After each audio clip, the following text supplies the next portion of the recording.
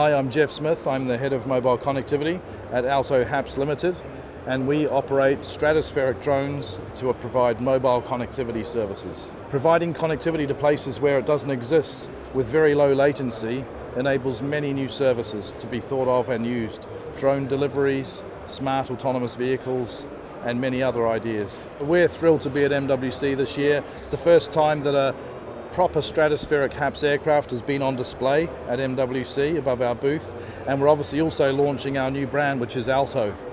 And AALTO HAPS is here to show the mobile network operators and mobility operators that this service is about to go live next year. So really, the interest has come about because people, weren't maybe aware of HAPS. Now they're aware and educated because we've been here talking with MNOs from around the world.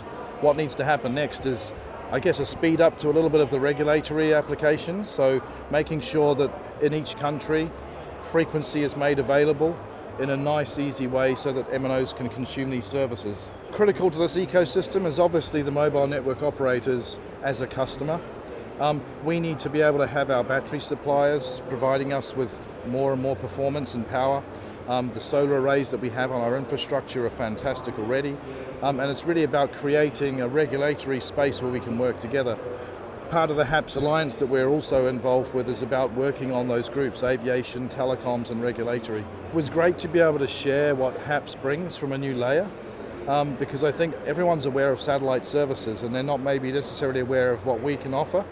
And then being able to see things like, Volocopter and those guys with their services coming up.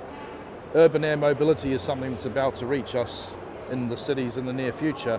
For us to be able to take that beyond the cities, you need some really, really low latency connectivity, and we believe that's something we can bring. So working together with them and vendors like Ericsson as well, it's all great because we can work together to provide a real choice to people. For the future, as I said, we're going to be launching our services the end of 2024. So I hope that we're back here next year with much, much more announcements and signatories of new services and capabilities.